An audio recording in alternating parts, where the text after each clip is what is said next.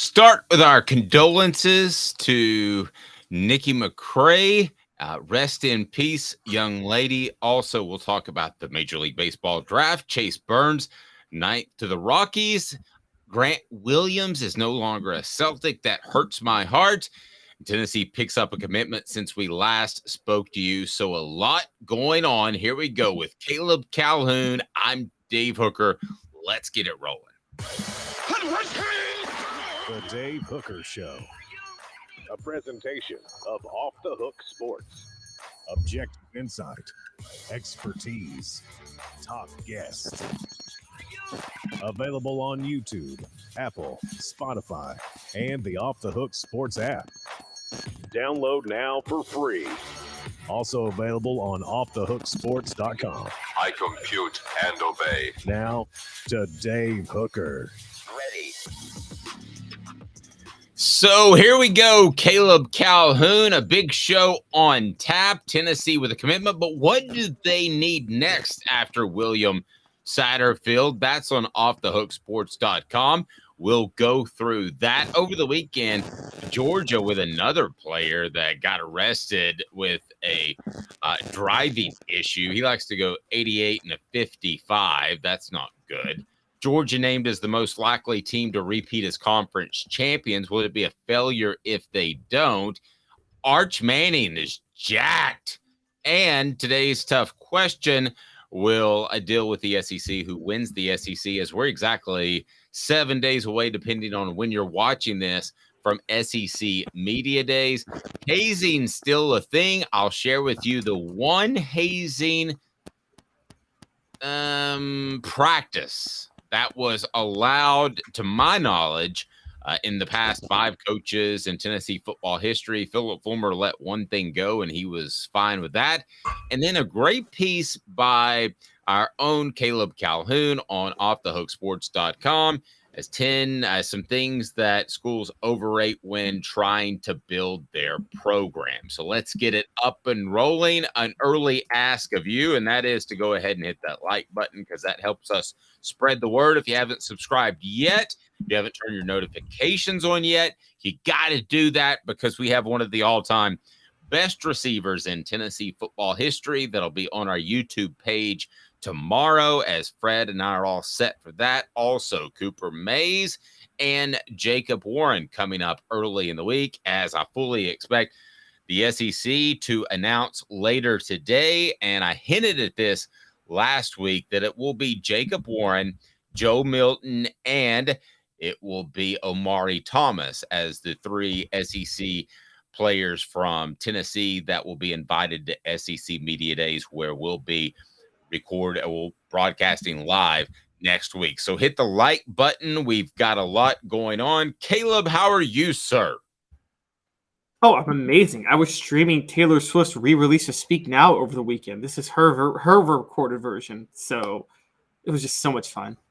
Don't know what to think about that, but maybe I need to start looking into this Taylor Swift thing, because I think she's got some staying power. I think she's pretty good, according to most of the people. And She's about to go on the first tour ever that generates $1 billion.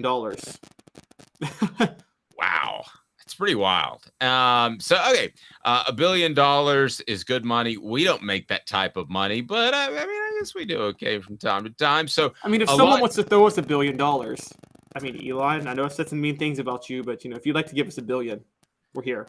Yeah, and if you decide to do that, though, do it. I'll give you an individual link, because then like 40% of it on the donations to YouTube channels actually go to a YouTube. So we don't want that. And we certainly wouldn't want that to happen. So we've got a lot going on in the program, but let's hit on those top 3 notes at that I mentioned in our dry open is what they call it.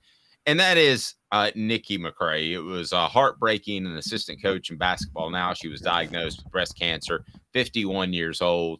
Just you absolutely hate to hear that. And man, one day I hope, because I've been hit personally by this, as we all have, that we get to a point where cancer is either more manageable or curable. I don't know when that happens, but Nikki McCray was one a heck of a basketball player for Tennessee. There's no question about it. And rest in peace, young lady.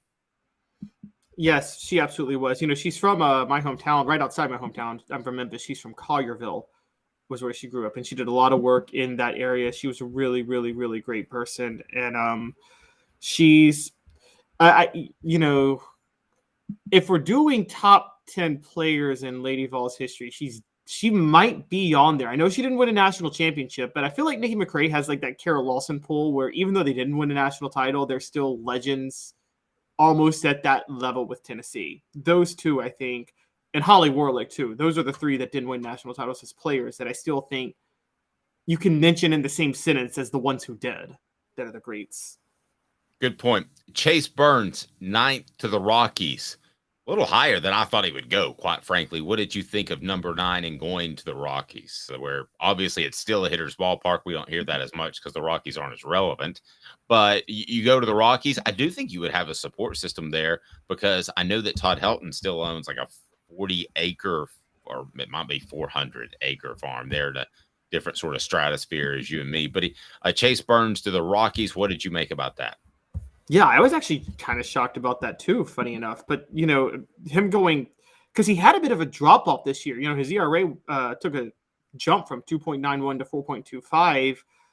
So, now for those who don't know, in college baseball, an ERA in the 4s in college baseball is like an ERA in the low 3s, high 2s in professional baseball with the metal bats. I mean, that's just how this – ping, ping. Yeah, exactly. And so but the drop off was still a little bit shocking to me. So I'm not so sure. I didn't see this coming, but I think the potential is clearly there. So I understand why he was taken. No doubt about it. And then we've got Grant Williams going to the Mavericks. That was a shame because I'm a Celtics fan, but it had gotten to the point where Grant Williams would only be in there in defense if they had a guy at the 3 that was shooting a lot of threes. And he wasn't a good matchup 100% of the time. There would be some series in the playoff that he would play 90% of the time. There would be other series that he would play less than 10. So he was a weird fit there and probably a luxury for the Celtics. But let's get to Cruton, as we always love to do. How about William Satterfield? Tennessee picks him up last week, just shortly after we went off the air. And I tell you what, man, William Satterfield is a big pickup between the Vols and Clemson. Kudos to Caleb Giroux for being all over this. And if you haven't followed Giroux's work, Jarreau, he's on the Twitter. Find him because he's the next recruiting superstar reporter. I can promise you that. And he had it before anyone else. Satterfield, number 191 prospect in the nation, number 11 interior offensive lineman, according to 247 Sports, out of Archbishop Hoban High School in Akron, Ohio, number 7 prospect in that state, which is one of the most talent-rich states in the entire nation. And to beat Clemson, a significant other school, that is significant, too, particularly to Tennessee because they lost out on the T. Higgins and Amari Rogers of the world. To pick this guy is just absolutely monstrous for Tennessee because receivers are never going to be in demand at Tennessee. Everybody is going to want to play for Tennessee at receivers. Defensively, it depends on your mindset. Are you okay with playing more snaps? Running back, let's face it, running backs aren't what they used to. There aren't really special running backs anymore, except for maybe one a nation and one per year in the nation. I know that Tennessee's going to rotate their running backs. Quarterbacks, guys are going to want to play for Josh Heupel. But to get the big daddies, I've always said on this show and thought in the back of my mind, to get the big daddies like Satterfield Satterwhite, are absolutely monstrous. And when you look at Tennessee, they're starting to trend that way and that direction. I'm going to use a guy named Cade Mays because he was a bona fide 5-star coming out of school. Those are the type of guys you want. And I know Butch Jones back in the day that he would say, oh, we can grow this guy. There was the one guy out of Florida. I can't remember his name. It was like 250 pounds. I was like, no, you don't want to grow these guys. You want them to be big dudes coming out of school. And certainly there is no question that Satterwhite is one of those guys. What did you make of the pickup on Friday, and what does that mean for Tennessee football recruiting as a whole? This is huge. 3 weeks ago, it's right about 3 weeks ago, Dave, we talked about Max Anderson being kind of the biggest pickup of the class for Tennessee at that moment. They got a guy from Texas that a lot of top-notch schools in that area really wanted, and Tennessee beat them all out. Now they go and beat out Clemson for William Satterwhite for an Ohio prospect. Now, again, at first there were some red flags to me because I had seen some of the top schools leading and Ohio State wasn't on the list. And I'm like, does that mean Ohio State didn't want him that much? I don't know. But Clemson clearly wanted him. And he chose Tennessee over Clemson, and that stands out a lot. And I still think Alabama did offer and pursued him pretty significantly for a little while, too. So this is a very, very big pickup.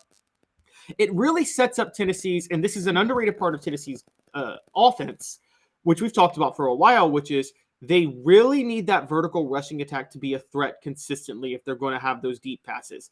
Just like Max Anderson, William Satterwhite is an interior offensive lineman. So you're looking at two guys you could really build your future around.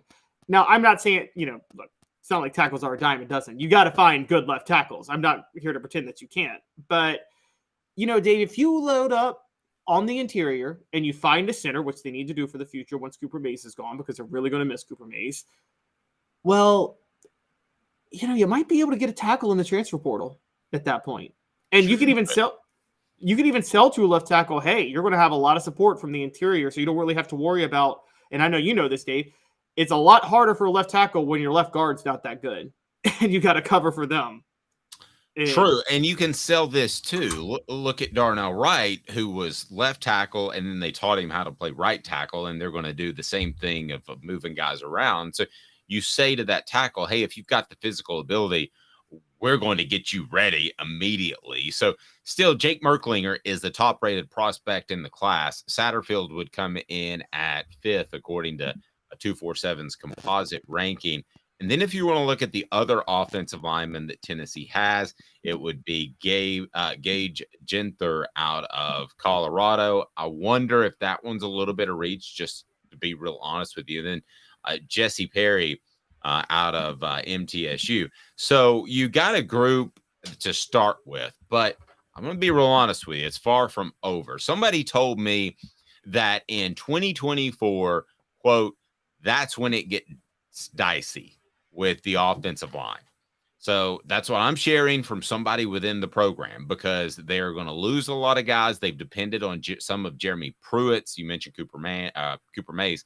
They've depended on some of Jeremy Pruitt's guys, and they have also they picked up guys in the transfer portal. But you're going to have to be good on the offensive line, I believe, via high school football recruiting. So this isn't done. They need 2 more guys of this ilk, but it's a step in the right direction where we're not waking up saying, hey, they need 3 guys of this ilk, because I'm not going to try to sugarcoat anything. Satterwhite is the type of cat that if you get 2 or 3 of, you're going to be good on the offensive line each and every year. I believe he's that good. Yes, Max Anderson and William Satterwhite are both those guys that you can they're going to come to Knoxville, and the minute they learn the system, you can plug them in pretty much. They're not long-term projects at offensive line. And I overlooked Max Anderson. You're absolutely right. Another 4-star guy. So you pick up another guy or 2 that I think you're in great shape. Yeah, exactly. Whereas, yeah, you're right. Jesse Perry and Gage Ginther, both are much longer term projects. If they have to go into the lineup before 2026, then Tennessee might be in some trouble. I'm just going to be honest with you. But you're right. If they can get 2 more of these guys, that really sets up their offensive line. They've got to, again, I'm learning now, the more I cover Tennessee, I didn't realize, Dave, it seems like, I know left tackle is probably a more important position. Yes, a left tackle is more important than center. But center seems like the hardest job to find somebody competent at on the offensive line. It seems like a total shot in the dark if you can get a good center or not. A lot of dudes don't touch the ball in high school. And Cooper Mays, he had to learn within an offseason to handle the football. So did Spencer Riley, if you want to go back to 1998. And I'll tell you a funny story that's on that Celebrate 98 series. Spencer Riley didn't have one single fumble to T. Martin. So a new quarterback, a guy that had moved from the defensive line, but they did have one. I don't know if you remember this play early in the Syracuse game, but at one point, Spencer Riley snapped the ball and T wasn't ready for it, or he snapped it early. And so Spencer just ran off running with it. That's illegal touching. You can't do that as a center, but it doesn't count as a fumble. And Spencer Riley still takes great pride in that. So I thought that was pretty cool. So what does Tennessee need left? Well, according to Caleb Giroux on offthehooksports.com, they need more receivers. Look at Mike Matthews and Amari Jefferson. More interior offensive linemen. Williams Winery, it would be one. Camarion Franklin would be another. Running back, wouldn't hurt to get a special running back. How about Braylon Russell? That's what Tennessee is after right now. So you meant interior defensive line, not interior offensive line. Oh, interior defensive line, excuse me. Yeah. And then Braylon Russell is another guy that they could team up, you would think, with Peyton Lewis. That would be pretty good. But I don't know that they're going to get a special running back anytime soon, but there really aren't that many special running backs, Caleb. But if I had to grade Tennessee right now and how they're cruising along, I would give this, as far as recruiting, B to B minus at this point, which is just fine for early mid-July. That's actually pretty darn good. Yeah, that's exactly where I would have it too. And part of it is, and they're finally doing this, and they've been doing this the last couple of weeks, is they're, even though the ranking isn't where you want it to be yet, because it's in the 10 to 15 range, I think Composite has dropped them down to 11 today. They were at number 10 yesterday. What I would say is that they have addressed clear needs with this class. And that seems to be what Josh Heupel's going about doing a lot, which is he doesn't seem to be getting the 4 or 5-star players. You know what I'm talking about. Those like five stars that push your class into the top 5. But he's making sure every position group is filled with competent players where he has the needs for going forward. That seems to be his recruiting method more than anything else. No, and you can lean as long as you want to on the transfer portal, but I don't know that long term, pardon me, that's where you want to end up. So Satterwhite, a huge pickup for Tennessee, and Tennessee felt confident going into that. So it wasn't any great surprise whatsoever. All right, let's get to Georgia. I'm going to look around the conference, and we'll do that for the remainder of this week as well, as far as the key teams that are on Tennessee's schedule and that could stand in their way of a fantastic season. And there is no question that Georgia is that. They were named by CBS Sports as the most likely team to repeat as conference champions. This is like zero surprise to me, Caleb, especially with the Big Ten and Southern California and UCLA combining. So you could have said if Southern California was still in the Pac-12 that it would be. Oh, no, they're going to be in the Pac-12 this year. They're still in the Pac-12 this year. Okay, so why wouldn't it be Southern Cal in that instance? I thought they had moved that thing up. Oh, well, USC didn't win the Pac-12 last year. That's why. Utah won it last year. But wouldn't you think with all they have coming back in another year under Lincoln Riley? So let's make an argument right there. Well, this list is who's most likely to repeat as conference champions, not who's. So you have to win the conference. Which of the conference champions last year are most likely to repeat this year? Now, I still disagree with the list, funny enough, because I'm with you. I think USC is the most surefire conference champion. But of conference champions most likely to repeat, sorry, Clemson should be ahead of Georgia. Not that Clemson's better than Georgia, but Dave, Clemson winning the ACC or Georgia winning the SEC? Which one's more likely? Come on. Okay, let me make the argument, but I agree with you. So let's just restart this. Georgia is the most likely to repeat as conference champions. Should it be Clemson or Georgia? Let me make the argument for Georgia, and then I'll let you roll with Clemson, okay? The argument for Georgia is that I think Georgia is the best football program in the nation. Now, you could retort that with they're also the worst driving football program in the nation, and that could undermine them. And that's something that we're going to get into throughout the week and with some Georgia beat writers next week at SEC Media Days. But here's why I think that Georgia is very, very likely to win the championship again, because what sport do teams most often win when they're better? It's football, right? I mean, in basketball, you could have a hot shooter. In baseball or hockey, you could have a great pitcher or a great goalie, respectively, that could take you to a title. But for the most part, would you agree that the better team wins in football? Is that fair? Yes, and this is really going to show when the playoff expands to 12 teams. Yeah, I think it actually could be ugly at times. So here's why I like Georgia to repeat as the SEC champion, is because I just think they're significantly better than Alabama, and I think this is somewhat of a transition philosophically this year for Alabama. So I understand your Clemson argument, but ultimately, is Clemson that much better than Florida State or the other suitors to win the SEC? Maybe, but I might be higher on Georgia than you are. I think that Georgia is rounded, assuming they take care of their off-field issues. I would go Georgia with this list as conference repeat champions. You would go Clemson. Would anybody else rival Georgia to you, Caleb? I think those are the only two, because then you have Michigan and Utah, and I actually don't think either of them is likely to repeat. I think Ohio State and USC both win those conferences. And then you have Tulane in the American, but again, and Kansas State in the Big 12. So, yeah, those are the clear-cut top two. The reason I'm going Clemson is I don't even think Florida State's Clemson's toughest game this year, and they play Florida State. I'm going to be honest with you, Dave. Clemson's toughest game is one of two matchups. Now, you tell me which one. That opener at Duke, that is scary. I don't know if you know, Duke went 9-4 last year. And I'm just saying, Mike Elko is – you talk about a coach that might be the hottest commodity in college football next year if he repeats that at Duke. And – sorry, what were we going to say? No, go right ahead.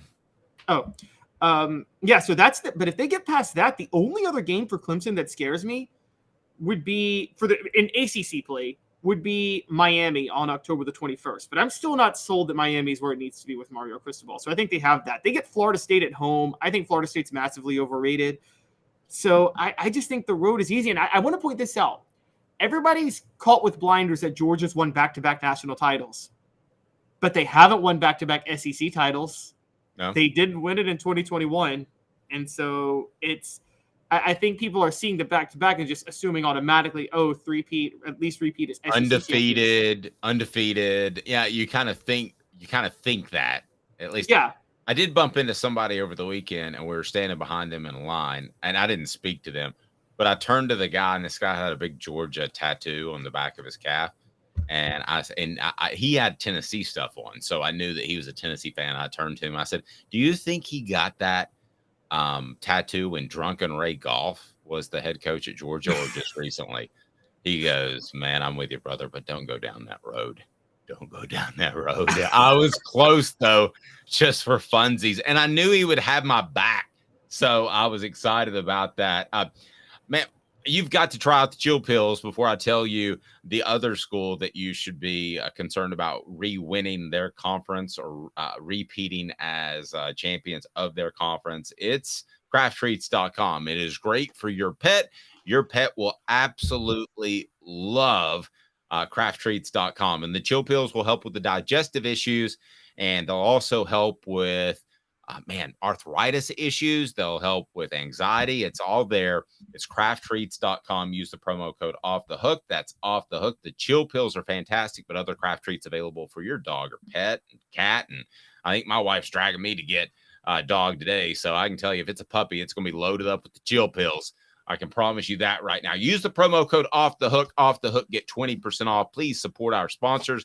We greatly appreciate it. That's why we're here each weekday at 10 a.m.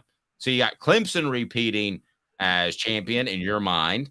You've got Georgia, in my mind, repeating as champion, because I think this is a transitional year for Alabama with a new quarterback and a new offensive system. I think those two, to me, feel like locks. Anybody else feel like locks in the big time conferences? Well, you're forgetting about that old Bayou school that could give Georgia some trouble, and there's a team they visited Knoxville in November that could give them some trouble. So I'm not so sure they're a lock.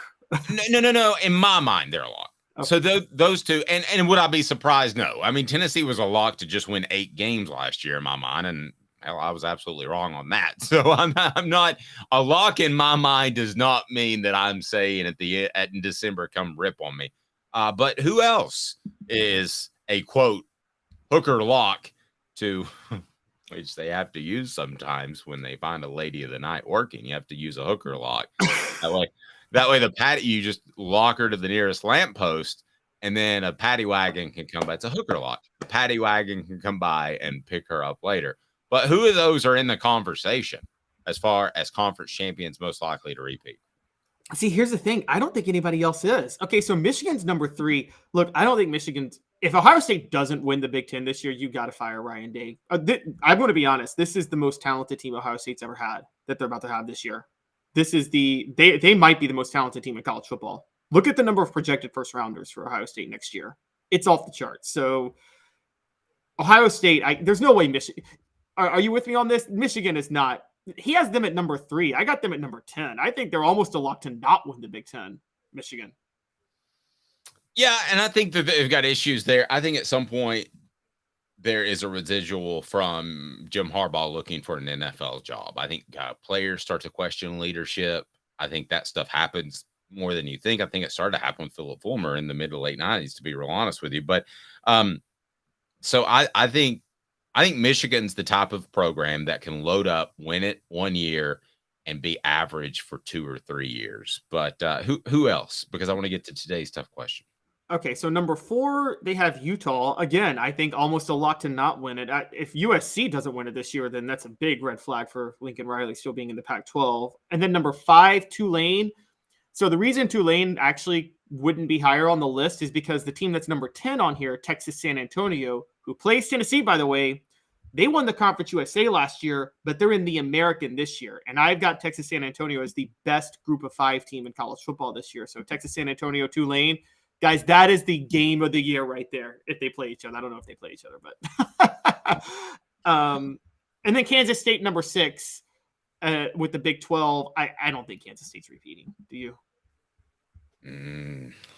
No, but I'm not going to sit here and pretend to be the biggest Big 12 expert in the world. I would just be real frank with you. Rocky Top Tom says Georgia's a lock in the SEC again, simply too powerful in defense. Only lock on my conference. And yes, Caleb, if Ohio State doesn't beat Michigan to win the Big 10, it's over for Ryan Day. Whoa, you guys have some pretty big standards. I mean, if they just lose 1 game to Michigan, I'm not sure they're making a change. And look at how loaded this Ohio I know, but still, you're in the college football playoff just last year, and will probably be this year. It's hard to fire a coach doing that. This Ohio State team is. I'm going here. If they don't win it, it's as egregious as the 97 Vols not beating Florida, which I thought was an egregious black mark on Fulmer's record. That 97 team was so talented, they had no business losing to Florida that year. That should have been the year they ended the streak, not 98. And I got to be honest, if Ohio State doesn't go undefeated in the regular season, with maybe a slip up here, they got to win the Big Ten. They're too loaded. This Ohio State team is one of the most talented teams I've ever seen in college football this year. No. Here we go. So that leads us to today's tough question. And I can actually tell when we have a huge audience on all of our platforms, and we're off and running on a Monday. So I'm going to ask you to hit that like button and be sure that you subscribed and be sure that you have your notifications on, because it's practically football season for me. I'll go ahead and tell you, kids, when we get to SEC Media Days, I think you can probably hear it in my voice. I'm jazzed, and we're going to be from there. Man, this is football season. I don't care what you say. This is football season. When I get on ESPN.com and I see that the lead story is the selection of the WNBA All-Star Draft, to hell with that. I am just absolutely in football season. Here we go. Today's tough question. It's about the Dogs.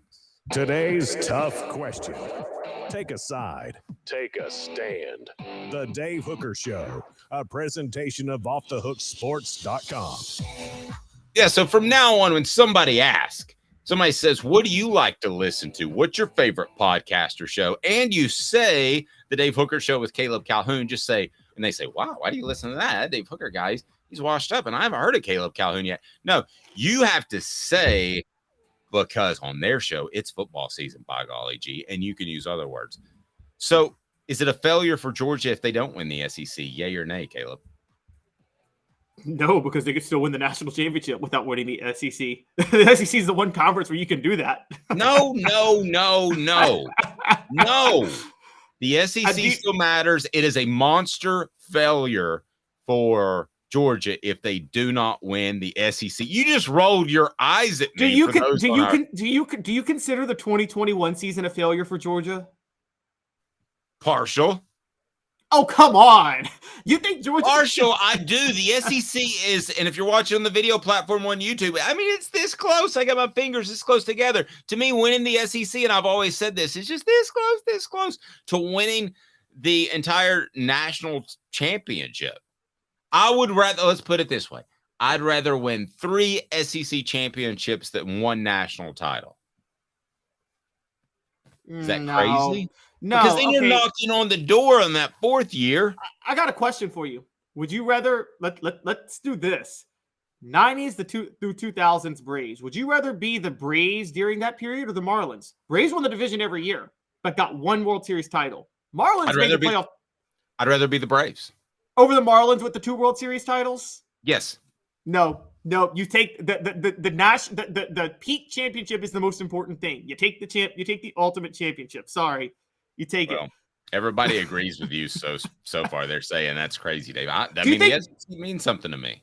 Do you think? Remember that 2004 series where the Red Sox came back legendary from the 3-0 deficit to the Yankees to win the? I don't want to talk about that as a Yankees fan. I just don't. Well, do you think the Red Sox were like, well, we didn't win the AL East, so it still was a failure? Do you think they thought that?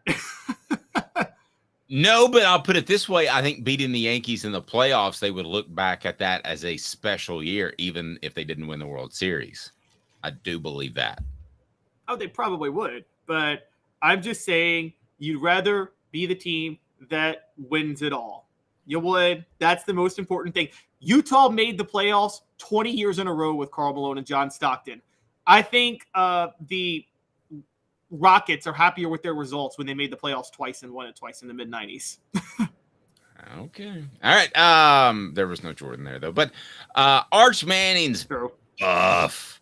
Arch Manning is just absolutely just a superstar. He's Arnold Schwarzenegger in his prime. Some people would have you believe.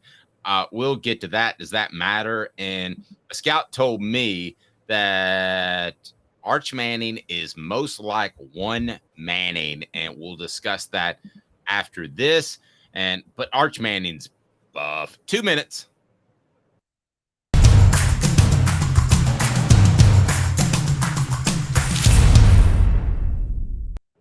Don't forget, Dante Stallworth is our next on the Celebrate 98 series. Notifications on Off the Hook Sports. Sun, sand, and salt water, the beach is a very relaxing place. Unless you wear contacts. Ow! Open your eyes to the best the beach has to offer with LASIK vision correction from Campbell Cunningham Laser Center. Ah. Hi, Mike Davis here with City Heating and Air, reminding you to always dare to compare. Our team provides quality local heating and air service, installation, and maintenance across East Tennessee.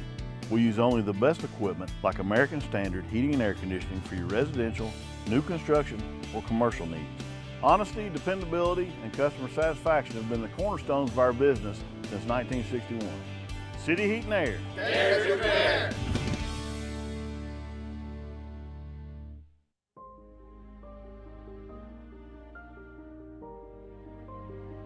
Our family has been creating one-of-a-kind pieces of jewelry in West Knoxville since 1986. Each piece is a combination of unique processes that bring your idea to life. Every day in our shop, a truly special item with a story all its own is being manufactured in our facility, bringing the history and family sentiment into a whole new generation of life. We're grateful that you chose us to be Knoxville's best jeweler, a title that we value and respect. Because to me, being a jeweler and owning a jewelry store are not the same thing. I'm Rick Terry. I'm a jeweler, and we want to be your jeweler. Kingston Pike and Campbell Station Road in the heart of Farragut, and downtown on Gay Street right next to the Tennessee Theater. When you want a hard cider that's easy to enjoy, one that's crafted to perfection, you need Tennessee Cider Company. Some say it's the signature cider of the South. Others say it's the cure to your craving. They all say you'll savor every sip. With a selection of ciders free to sample, all it takes is one taste. Visit tncidercompany.com for more information, as well as to shop our ciders and merchandise online. Thirsty yet? Doors open at 10 a.m. A college football tradition like no other. Yes, sirree, boys and girls. Or a guy that just won't leave. Wow, that is sad. The Dave Hooker Show. YouTube, Apple, Spotify, and the free Off the Hook Sports app. A presentation of Off the Hook Sports. Back to Dave Hooker. Did you see that last commercial in what the industry calls a stop set? Well, it's Tennessee Cider Company, tncidercompany.com, tncidercompany.com. And I'm telling you one thing, they're awesome. Absolutely awesome. And they support our Celebrate 98 series. Dante Stallworth, who played the part of Peter Warwick leading up to the championship game, he wasn't a huge factor in that season, but some things you'll learn about Dante Stallworth are just monstrous and how he helped the Vols that year. But if you go to tncidercompany.com, tncidercompany.com, you can order their fantastic cider, support Tennessee fans, and use the promo code HAT. Use HAT, and you will get a hat, as you'll have some swag with any order, and you can order from anywhere. And Caleb Calhoun is so excited to talk about Arch Manning being jacked that if you're watching on YouTube, he just threw it up on the screen without me doing so. He's just that was not on purpose. That was a total accident. It was too. I mean, Caleb was texting me Saturday like 4 times, Sunday like 8 times, going, have you seen how jacked that this Arch Manning is? I was trying to cue it up, and for some reason it just automatically went. Your settings are messed up, Dave. Yeah, okay, man crush, maybe Caleb Calhoun has a man crush on Arch Manning. I don't know, and there's nothing wrong with that, Caleb. There's not, just like on Seinfeld. Not that there's anything wrong with that. If you want to have a man crush on Arch Manning, you can. May I bring up the pictures now in which he's super jacked that you pervade the internet the entire weekend to find? It's not that there's anything wrong with having a man crush, but it would be with Arch Manning because he's a little too young. I mean, he just turned 18. I mean, that would be very problematic, honestly, when it's Man, my son, by the way, we go to the gym on Friday and he's pulling up his shirt. He goes, I just can't give my abs to show and I can't get any skinnier. I was like, what a damn shame. That is just all. You wear 32 pants, and I'm like, I don't want to hear about it. But Arch is jacked. So I'll pull it up because I don't want you to get too excited and have to shut down your camera. So let me pull it up because Arch is jacked. Arch is jacked. Look at him. We've got Peyton Manning, who I see some abs there, but we do see the protruded stomach as Peyton had that. He had that spine that kind of bowed out. You know, that's why his shoulders are back when he walks. If you're watching on YouTube, by the way, hit that subscribe and like button, turn the notifications on. I'm doing my Peyton Manning walk right now in my chair, which is the shoulders are slightly back and the arms slightly extended. Eli Manning, not jacked. Arch Manning, jacked. Does that mean he's a better athlete than Peyton or Eli just because he's jacked? Because he does, man, he's got like the little V that goes down on the obliques. He's got the abs. He's got all that going on. So does that mean he's a better athlete than Eli Peyton? Raw athlete. Notice I didn't say quarterback, Caleb. Yeah. Yeah. I mean, I gotta be honest with you. Let's Let's be honest, Caleb. You're trying to pull back your affinity for Arch being Jack. Arch is barely 18. No. Okay. I will say, yeah, I said since he was in 8th grade, which when I first covered his recruiting, that he was a better athlete than Peyton or Eli. And I'm thoroughly convinced he's a better athlete than Peyton or Eli. And yeah, no, I don't even really think it's a question. I think he's definitely the best athlete of the younger Manning generations to play quarterback.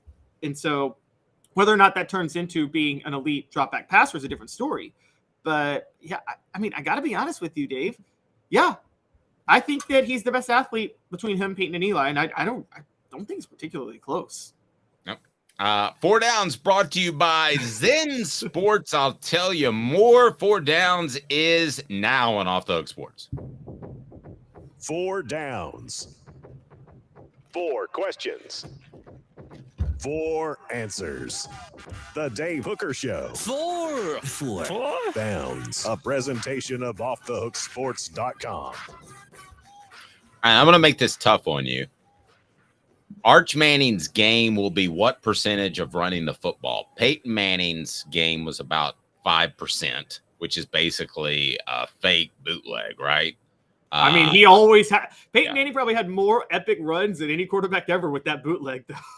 Okay, yeah, but that wasn't a big percentage of his game. Eli was more athletic, so it was 10% of his game. Like, for instance, I'm saying Lamar Jackson, it's like 70% or 60% now. He throws the ball better than he did when he came into the NFL. But so that's the kind of percentage I'm using to give you a benchmark. Arch Manning, jacked, will be what percentage of an athlete at quarterback in which he really scares you? I think he'll use his legs 30% of the time. I see kind of an Aaron Rodgers type with him.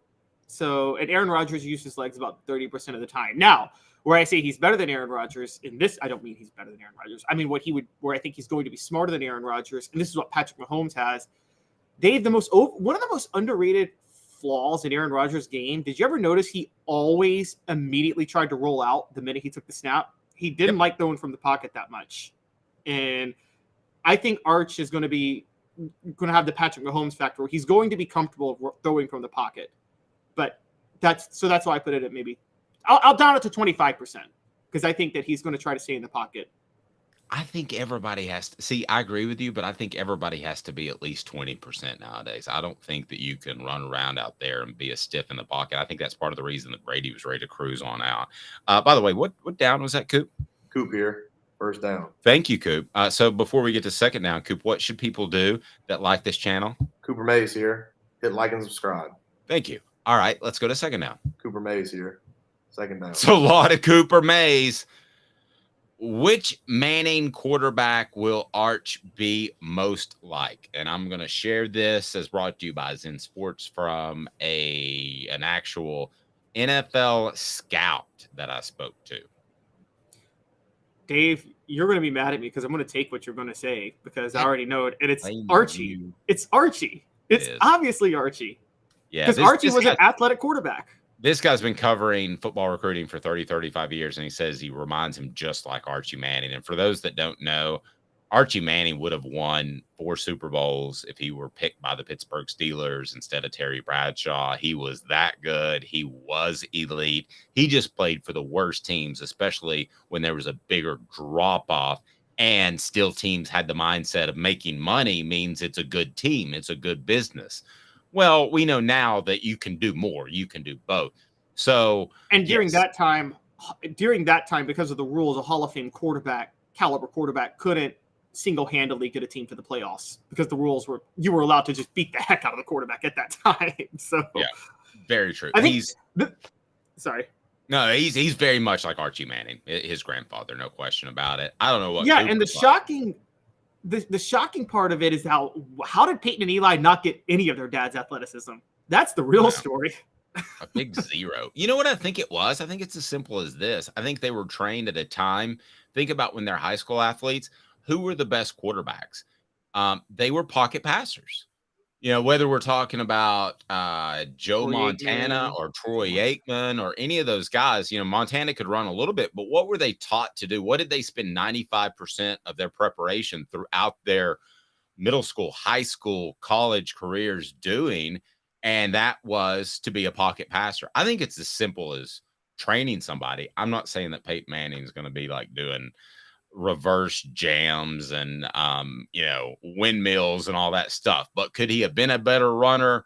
Yes. The first thing you would want to do is not tie his shoelaces together on his two shoes. Remember he ran around like his shoes were tied together. Did you? Oh, I see. Yeah. Well, he was taught to do that, right? But not when he broke the pocket. I think it's save your rear no matter what. Well, and it's funny you talk about this because like now I always hear about how like uniquely athletic, more athletic than every other quarterback John Elway was at the time. But then I'm like, okay, but if John Elway played in this era, would he still have that level of athleticism since every quarterback is athletic like that? Was it just relative for John Elway because no other quarterback was that athletic? I'm going to give you a 30% yes on that. I think he was goofy athletic because he was a solid 6'5" and thick. I think that would be something that would push him past the average athlete today. But I definitely see what you're getting at. You wouldn't look at him nowadays and say incredible athlete because everybody's an incredible athlete. Before we get to third down, Zen Sports, the new sports book in Tennessee, revolutionizing the way you earn sports betting rewards. That means no more deposit bonuses that turn into deposit nightmares on Zen Sports. What you see is what you get. And with their cash rewards program, you get a lot of cash for a welcome bonus. Earn an unlimited 5% cash back on your betting volume for your first 15 days when you sign up with the code HOOKED. That's HOOKED. Unlimited 5% cash back. Keep betting, keep earning with up to 3% cash back on your betting volume every month after that, and refer friends to earn a percentage of their betting volume as cash rewards too. Zen Sports bringing the cash back to Tennessee. So if you bet big on sports, you want to be betting on Zen Sports. Zen Sports betting just got better. Support our sponsors. Again, use the promo code HOOKED, and you get unlimited 5% cash back. That's pretty awesome. Hey, Coop, I lost track of the downs. What down are we on? Tennessee center Cooper Mays here. Third down. Thank you, Coop. Best raw athlete in Tennessee quarterback history is? He's currently playing for Tennessee. Oh. His name is Joe Milton. Oh, see, that surprises me. I thought you might go Nico. Okay, so Joe Milton's the best raw quarterback. You kind of got me on this one. All right, I was going to go with either Condridge Holloway or Heath Schuler or James Banks. I didn't think about today, the guy's currently playing. But when you figure in size-speed ratio, it's probably Joe Milton. But I'm going to make an argument quickly for Heath. And I think this is a very solid argument. And I'll take Heath, as a matter of fact. I think Heath Schuler had somebody come up to him, put their arm around him at 7 or 8 years old and said, you can be a decathlete. You can win the decathlon in the Olympics. No doubt about it. He would have been as successful doing that as he was a quarterback, maybe even more so. So I'll take Heath Schuler, and here's why. Because when I watch Joe Milton, I don't see great lateral. I don't see great hips.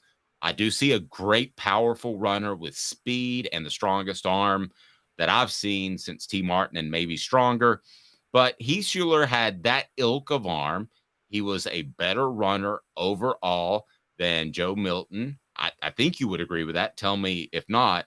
And so I think the arm was in the same league and a better runner, even though he might not have the size-speed ratio. I think he could shimmy and make you miss. I don't know yet that Joe Milton can do that. So what about my argument for Heath? The best of the three is probably James Banks, but he only played quarterback for a couple weeks against Georgia. So, but that's a whole different discussion for another show. So if I told you Heath or Joe Milton, would you still take Joe Milton as the best athlete? You make a strong case. I wanted to point out, it's funny when you mentioned James Banks, because I thought, James Banks is probably the best raw athlete to ever play quarterback at Tennessee. But you're right. Then he moved to receiver, and then he got kicked off the team. And I mean, I said I think I told you a few weeks ago, I don't know anybody that threw away a more Hall of Fame NFL career. James Banks would have been a multi-millionaire if he just wasn't so much of a head case. I mean, nobody threw away their life.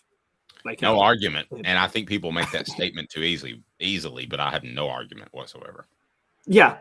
Now with Heath, so Dave, so I was so young, I've seen Heath Schuler highlights, and I will say the thing that sticks out to me about Heath Schuler that I will say is his elusiveness, where he was very good at throwing side to side on the run. I don't know if any quarterback has ever been better throwing on the run than Heath Schuler at Tennessee. I've never seen a quarterback that was well on the run. Now, all of his highlights are him throwing on the runs in some way a lot of times. But who was more athletic, just pure athletic, than does T. Martin have a case?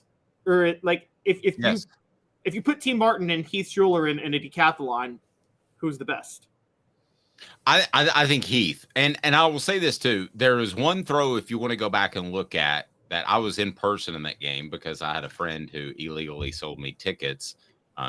That was a player on the team. You're not supposed to be able to do that. That's how silly the NCAA rules were back then. But I went to the Florida game in which Heath Schuler was a participant. So what year would that have been? 92 or 93? Was it at Neyland or at Neyland? No, it was at Florida. So no, that would have been 93. Okay, and he threw, and if you want to go back and look, he threw a pass off his back foot from about Tennessee's own 45 that Billy Williams caught right before half. Billy Williams of Alcoa, and the ball would have landed in the end zone. So back foot, 60-yard throw. I think, yes, Joe Milton throws the ball incredibly hard, but I think they're closer than maybe we think because of recency bias. What down, Coop? All SEC center Cooper Mays here. 4th down. Other than accuracy, well, let me just ask you this. What's the most important factor in a quarterback if you're a GM?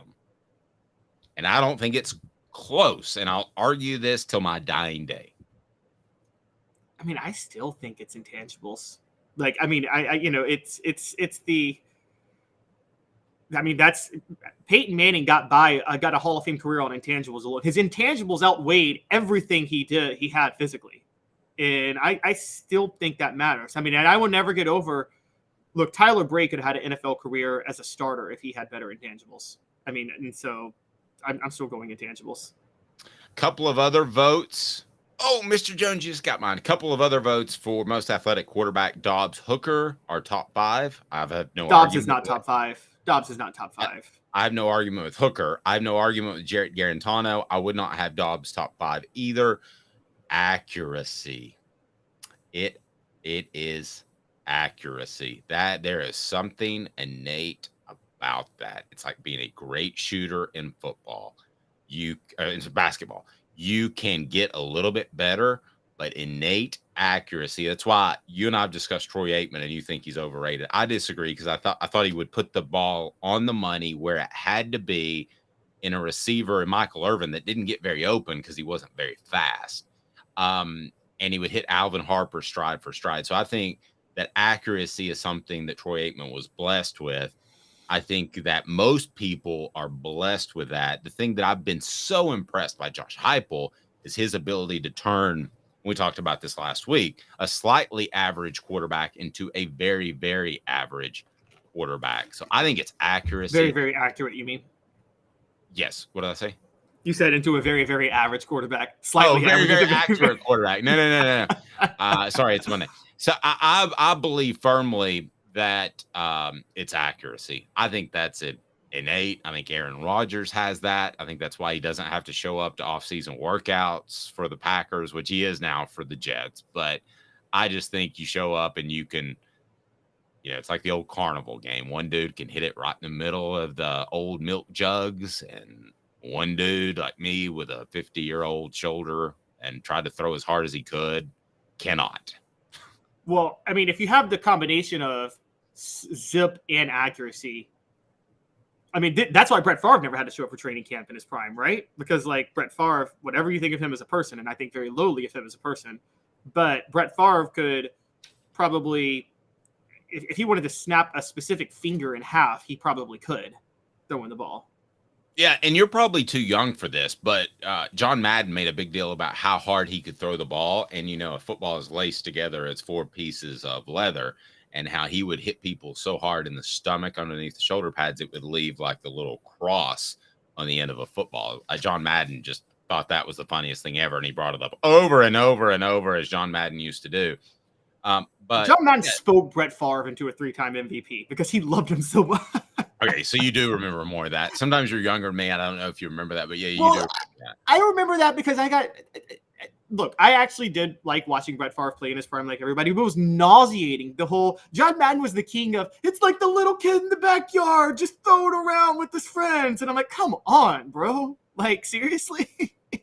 Yes, agreed with that. All right, so best athlete, end of the day, your take? I'm taking Heath Schuler. Sorry. I'm still going to take Joe Milton. I think if Joe Milton had, I think Joe Milton could be trained to do what Heath Schuler was able to do. Honestly, no, accuracy, he doesn't have it. Accuracy has nothing to do with athleticism. So that's true. That's true. If we did a decathlon tomorrow, if Heath Schuler in his prime and Joe Milton in his prime, I'm taking Heath Schuler. Or we did something like the Battle of the NFL Stars, which was always just all right. But who's winning the arm wrestling championship? Who's winning in arm wrestling? Joe Milton or Heath Schuler? Come on, it's Milton. Well, probably, but there's also modern day advances. I mean, they were giving guys creatine back then, and that's why half Tennessee's football team cramped up before a couple of games in '98 before they determined, whoa, let's lay off this creatine thing. It dehydrates you. Yep, Florida's game-time touchdown to Travis McGriff happened because Deion Grant cramped up right on the throw in '98. All right, we got hazing. That is a thing again. What in the world should we even be surprised? I'm going to tell you why we shouldn't be surprised. And I'm also going to tell you that hazing has happened at Tennessee that I'm aware of, and what the difference is between okay hazing and really, really bad hazing. Here we go. What the? What was he thinking? Release the hounds. The Dave Hooker Show. Keep cool. A presentation of offthehooksports.com. Can you do me a favor, Caleb Calhoun, and try to describe the hazing that was going on at Northwestern as lightly, I guess, as you can, because it's kind of gross. It involves sexual type of innuendo. Do you want to describe it for me and just take me off the hook, because I don't really want to let me pull up the full.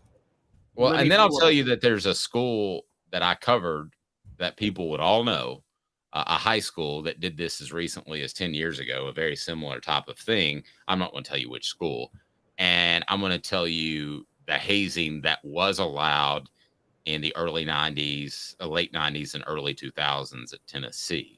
But first, can you just describe this Northwestern hazing, because it's gross? Yeah, I'm trying to be very, not gross, I guess, PG when I'm talking about this. But basically, the former player, the main former player who spoke on, who was the whistleblower in this, said that there was this practice called running, which primarily freshmen, if they made mistakes on the field and in practice, they would be restrained by a group of 8 to 10 upperclassmen dressed in various purge-like masks. You guys seen The Purge? You know The Purge, where they it was a movie where they, like, every year I know the movie. I know the concept of the movie. You got 24 hours to take out your vengeance on society. You can commit whatever crime you want in that 24 hours. Yes, and there was this group that would wear these masks, and so it was like scary looking. So they'd wear those type of masks, and they would restrain the player, and they would begin. They would begin dry humping the victim in a dark locker room. Okay. Basically, with or without clothes on. That part is not clear. I believe with clothes on, to be fair, and the reason I say it is because the phrase dry humping kind of implies clothes. Right. Okay. So, well, I can tell you that a school in East Tennessee that's a prominent school, this was something that I dug into that was happening. I was working for ESPN at the time, and ESPN didn't want to run it because they were scared. but this happened in which players would be hazed by having to get in the middle of a group, and guys were undressed, at least from the waist down, and they would shake stuff close to the players. I don't know if there's physical contact or no, but I can tell you that when I interviewed one of the players, he was in tears. So I don't doubt that it actually happened. And I interviewed other people that confirmed this. So I don't want to get into that. I'll tell you the hazing that was allowed at Tennessee, which was the kind of hazing that hazing should be. And that was very lighthearted. And basically the way it worked is they said, you're going in the ice tub. And I think that Fred may have mentioned this when you were on with us, but we talked about it more in depth in the Celebrate 98 series, Dante Stallworth coming up this week. But the hazing was this: hey, freshman, you're going into the ice tub. And for those that haven't played organized sports, ice tub is the best and worst thing as far as rehab. When you get in it, you're terribly uncomfortable. Your little friend might run away to Iowa, if you know what I mean. So much. That's the best way I can put it. But after 2 minutes, and if you can, I worked my way up to 20 minutes when I was doing CrossFit, believe it or not. And you have no more muscle soreness. You know the muscle soreness when you lift too hard one day, Caleb, and like a day or two later, you're like, you had zero muscle soreness. So it absolutely works. So, but there was a means to an end. You start to like the ice bath. And the deal was you either go in the ice bath or somebody's going to throw your rear in there. And that was it. That was hazing. Now, I'll give you an example of another hazing. So that one's okay. Wouldn't you agree, Caleb?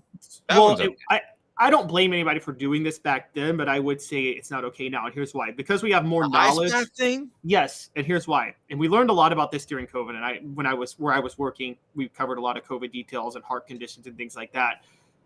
When you get dunked into cold water, nothing sends your heart into a greater state of shock than that. So if you have any sort of heart condition that you may not know about, it could actually trigger a heart attack immediately. And so while theoretically I'm with you, it's, for those who don't know, I studied some Titanic history in the past. Listen to the people who survived it that like actually sunk into the water. The worst moment was the second they got submerged into that water. And most of them died right then. Okay. So, I love you to death, but I'm going to differ on this with you for a little bit. I think that is as natural as stretching. So yes, you could find that 1 in a million person that it has a bad effect on. But I think ice baths, for those that train heavy, especially during preseason camp, I think that they're very valuable. So I think for the most part, you're showing. Now, if they say I've got a heart condition, don't put me in the ice bath, then don't. But so I think that was okay. But let me give you an example of another hazing that that to me is probably a little over the top. That happened at Tennessee. Brian Darden shows up at Tennessee, and there was one reporter there that said he will be one of the best tailbacks at Tennessee. So this was the mid-late 90s. And Brian Darden was, a lot of you probably know his name. He was highly rated, and a lot of the media said right then and there that this guy is going to be the next Reggie Cobb type of cat. This is going to be the next great player, Chuck Webb, if you want to throw it in there. Well, here's what Brian Darden did, according to multiple sources. Brian Darden trash talked the whole time he showed up. And he happened to trash talk to one of the best defenses that ever walked to the face of the earth. So they could run play action. Brian Darden got the hell knocked out of him. It didn't matter. He didn't even have the ball, and he was going to get hit. That probably broke Brian Darden's spirits at some point. So that is hazing. Did he deserve it because he trash talked before he had done anything? Probably. But that's hazing when you take away somebody's will to play gone too far. And what happened to Brian Darden? I don't even know. But he left Tennessee. He came in talking trash. He got hazed to the extreme. And when I say extreme, he got physically hit more oftentimes in practice than anybody that was on the team. So that's probably a little bit too far. Now, let me say this about Northwestern. Northwestern decided about 10 years ago they want to play big boy football, right? They have one of the most beautiful, now it might not be as expensive, might not be as spacious, but they have one of the most beautiful on Lake Superior, I believe, workout facilities that you'll ever see. They went all in. They made sure that Pat Fitzgerald, who has now been suspended for 2 weeks, would be their coach long term, and he has ties there, so they were able to do that. So am I surprised that it happened at Northwestern? Absolutely not. And here's the reason why. When you decide to play big time football, you need a lot of people, not just the coaches, not just the players. You need a lot of people. So what happened when Lane Kiffin started going a little loopy crazy and, they were drinking bourbon on a Sunday night when they were getting ready for next week's opponent? Well, they took a guy and they said, and it was David Blackburn, and they said, you're now the director of football operations. You're not an associate AD anymore because we need you in and around this football team. And that's exactly what they did. Does Northwestern have that in place because they grew so quickly? I'm guessing not. Yeah, no, that makes a ton of sense. And for people who don't know, with football programs, Dave, you know this. There's a lot of different factors that go into play where I don't want to be the guy that says the head coach isn't responsible, but sometimes a head coach is not necessarily. They can be a little more hands-off in things that they don't want anything to do with, but they don't get involved to stop. And if I were to give an example, I'll give an example since I went to Maryland. You remember the whole DJ Durkin, Jordan McNair issue about 5 years ago? The young man died because he was pushed hard during a preseason camp. Yes. Now, what people don't realize was Durkin did he have a rigorous, probably way too far conditioning program in preseason camp? Yes, absolutely. But Maryland, the school, contracted with a group of Johns Hopkins professionals for their medical staff for the football program that was not a competent medical staff. They didn't know what they were doing. And people have been calling for years for Maryland to switch their medical staff. Never did. Durkin, yes, he made the decision to stick with that medical staff, but he doesn't know medicine or anything like that. So he probably is just assuming that they know what they're talking about. And when McNair collapsed, one of the things that people like the medical staff didn't know to immediately pour ice on him, which apparently if you collapse from heat stroke, you immediately want to cover somebody in ice to try to calm them. The medical staff didn't know that and didn't do it. So Durkin took the fall. I'm not saying it, someone has to, but I wonder where Pat Fitzgerald is in this. Now, Pat Fitzgerald, the former player, the whistleblower says Pat Fitzgerald knew fully, but it's one former player. I'm going to, again, Pat Fitzgerald has his own right to defend himself on this. This kind of reminds me of, look, I'm not a Butch Jones fan, but this reminds me of, remember with the AJ Johnson scenario when Dre Bowles claimed that Butch Jones told the team to jump Dre Bowles for telling on AJ Johnson. And we don't know if that's true or not. Dre Bowles transferred to Michigan State. Yeah. And I'll give you another example. Mike Leach told Craig James's son that you have a concussion, go sit in a dark shed, basically.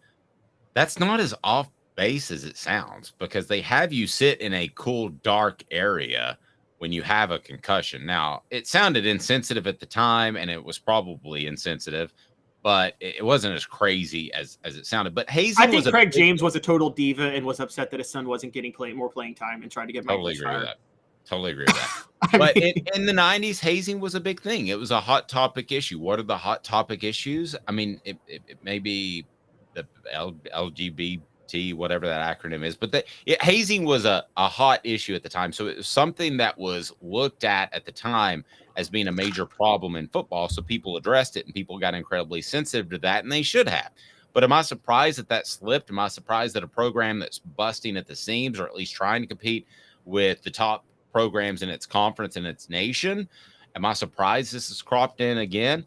Not at all. A memo will be sent out to all the different athletic directors or coaches, not just football, about hazing, about how important that is. I think they'll revisit this issue and everything will be fine. Portions of the program brought to you by City Heating and Air Conditioning. City Heat and Air, integrity matters. You might not need a whole new unit. If yours crashes, might just need coolant, might just need a part. That's City Heating and Air Conditioning, 50 years in Knoxville. City Heat and Air, cityheatandair.com. They are phenomenal, and they bring you Cooper Mays and the Ball Report. Let's turn it back to Tennessee, because Tennessee is still, even though in the latter stages of it, rebuilding a program, not just to compete for championships every year, which they have done, but to make that an annual thing. So I thought a fantastic column by our own Caleb Calhoun that is on the website now. I would highly suggest you check that out. And it's the 5 things schools and athletic directors overrate when trying to build their college football program. So we're going to talk recruiting, off-field gimmicks, college football games being broadcast nationally, the college pedigree of a head coach, and then prestige. So let's get to that now. And it's brought to you by Andy Mason, AndyMasonRealEstate.com. I'm about to make my move. Andy Mason of AndyMasonRealEstate.com is who I will call, because almost 40 years of experience in the real estate field there in Andy Mason's group. And he is fantastic. Best prices, best service in the biz. It ain't close.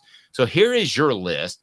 Let's break it down, as it's brought to you by Andy Mason, AndyMasonRealEstate.com. So the top 5 things, and I'm going to pitch them at you, and I'll give you my retort. Number 5, a coach's ability to recruit. Why is that overrated? Because I think there is a baseline in recruiting, and you have to be committed. You have to meet that baseline of commitment. Philip Fulmer met that baseline. Nick Saban meets that baseline. And the baseline I'm talking about is you have to be fully, thoroughly committed to recruiting. Outside of that commitment, though, because there's about 50 coaches that are committed like that to recruiting. There are about 50 coaches in college football at any given time who are that committed. After that, it's about the other structural advantages of the program.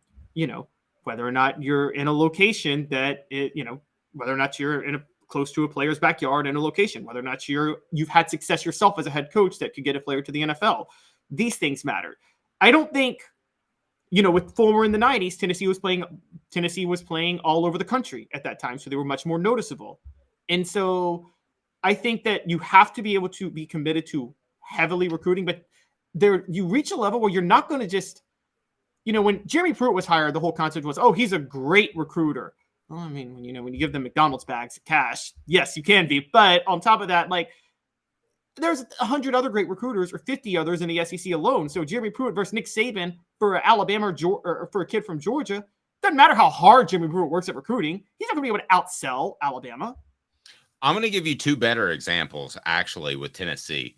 Butch Jones wasn't a great evaluator of talent. He just wanted the guy that had a 4-star next to him, or he was going to push that guy via recruiting services from a 3-star to a 4-star. So I don't think he was a great recruiter.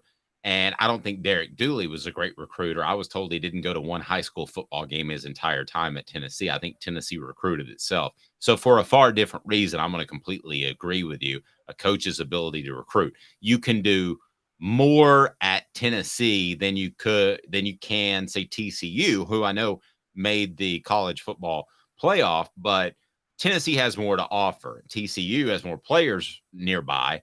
But yes, I think you're limited as far as a coach's ability to recruit to the school you're at. Nick Saban wouldn't be considered one of the best recruiters of all time if he was at Kansas State. It just wouldn't happen. Number 4, you had off-field gimmicks that create buzz.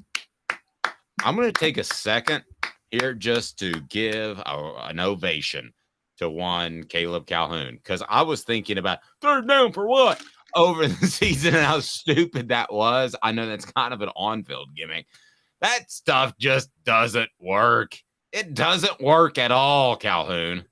It doesn't. And the example I gave, it was 12 years ago. I was at that Maryland Monday Night Football game when they displayed those hideous uniforms. Remember that, Dave? They got famous for the ugly uniforms. Yeah, I was working for ESPN, so I had to call all the Maryland recruits. And what do you think of it? And it was so funny that you bring that up, because the recruits would say, those are neat because it's about the school. And then I would say, kind of off the record, but they kind of look like a hot mess. And each of them would go, well, they need to work on them a little bit.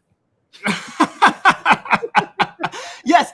And I had friends that were Maryland fans at the time be like, "You don't get it, Buzz is Buzz, and the football team you needs don't get Buzz." it. That's what they all said. You don't get it unless you're a Maryland guy. Well, most of the prospects aren't from Maryland. Exactly. And guess what? Maryland went 2-10 that year. That was one of their 2 wins, and they never had more than 7 wins under Randy until they fired him 5 years later. So it clearly didn't work. And the flip side is Tennessee has gone with black jerseys and they've made things different. Well, the Tennessee fans that are tried and true, that's just blasphemy. But to a prospect in California, they're like, man, those black uniforms look pretty tight. I mean, if it were up to me, there wouldn't be alternate uniforms at Tennessee, but I understand the point, and I can't blame them for that. But they're doing the black uniforms, and they're winning with them. So, for instance, Butch Jones brought out the smoky grays. That didn't help him recruit. His recruiting classes got consistently worse each year because it didn't matter that he wore the smoky grays. As a matter of fact, the last time Tennessee did the smoky grays under Butch Jones, it was a 41-0 loss at home to Georgia. So, I mean, that's not going to help you sell when you bring out these alternate uniforms and then you lose 41-0.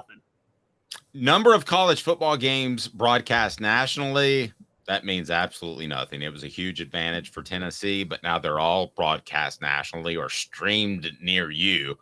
That is, can I just go ahead and move past that one because that's not a factor. It's a great point by you, but they're all on TV now. And, Philip Fulmer used to go into Terry Fair's house at Arizona and say, we've got 8 games nationally televised, so you'll be able to see your son. And he was, oh, great. And the mom's like, oh, great. But nowadays they're all on TV.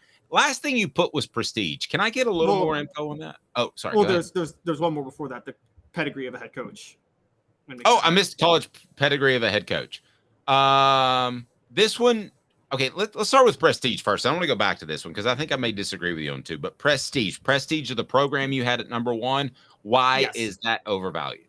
Because athletic directors, and you've heard Tennessee do this, you've heard other places, they say, because of our history of success, we have a lot to sell to a recruit.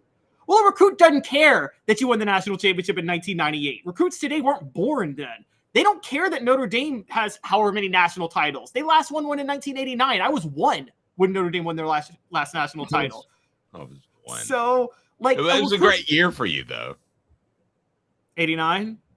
No, you were 1. What a great year when I was 1. You didn't have a worry in the world. I didn't. But I was really thinking, when is Notre Dame going to win their next title? No, I'm kidding. But this one bothers me because here's where prestige helps insofar as if you have a great history, then you probably have a great fan base. So then your great fan base at stadiums can help sell recruits. But just prestige alone, there's not a recruit in the world that says, man, look at the football history of this program. I want to commit there. Like, you think otherwise Georgia Tech and Pittsburgh would be getting top 3 recruiting classes every year. They're not. Okay, slight pushback is that prestige also could mean you have more legacy players. Okay, so like Cade Mays never transfers back to Tennessee if his dad didn't play there and he didn't grow up there. So slight pushback, but I agree with you on that. Overvalued college football. Okay, so we're going backwards. So the list is, because I'm butchering Calhoun's great column. Number 5, a coach's ability to recruit. Number 4, off-field gimmicks that create buzz. Number 3, number of college football games nationally broadcast. These are the 5 things schools' athletic directors overrate when trying to build their college football programs. And I love this when Caleb was able to dive into something like this. And we got number 1 as prestige. Also, TCU, do they have great prestige? No, and they had a pretty good year last year. To support your point. And Princeton has the greatest prestige of any college football program ever, if you really think about it, given the history. I don't think they're getting top 5 talent. Yeah. And Yale's isn't bad, even though they misspelled the name of their school. Shouldn't it be YELL? Joking. All right, college football pedigree of the head coach. I don't know where you're going with this, to be real honest with you, because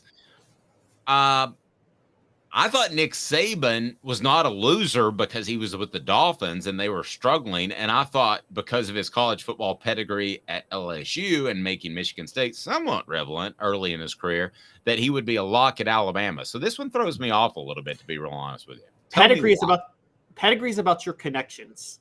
So Derek Dooley and Lane Kiffin both were hired in part because they were the sons of great coaches. Okay, I see where you're going. And so for Dooley, I will never forget Mike Hamilton in the first minute of the press conference. He had a 5-year tutelage under Nick Saban. Who cares? Okay, we've seen with coaching trees now. We should know enough to know just because you worked under someone, that means nothing in terms of how good of a head coach you're going to be at all. It literally means nothing. Your own. What's Josh Heupel's pedigree? Barry Odom at Missouri. Okay, yes, Bob Stoops, who fired him, and Barry Odom at Missouri, and Matt Wells or whatever at Utah, somebody like that. And he's working out pretty good at Tennessee right now. I mean, what's Dabo Swinney's pedigree? Tommy Bowden, not Bobby Bowden, Tommy Bowden. Okay, and he's got 2 national titles. So, hey, hold on. Tommy tried his best.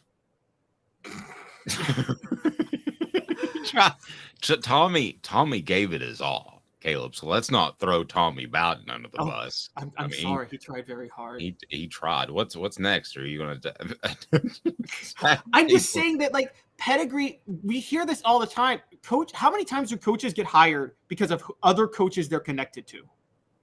And it is one of the most overrated things ever done in hiring college football coaches, and it drives me insane, honestly. And who was the Bowden that I get them confused? That went 12-0 at Auburn. Terry. That was Terry.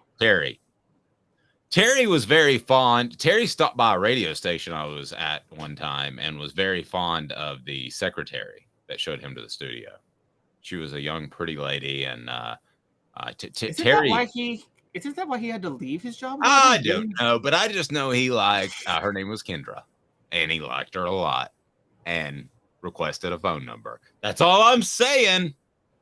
Have a fantastic day, morning, evening, afternoon, whenever you're watching. We're live 10 a.m. Do 1 second. Do 1 second before you tune out.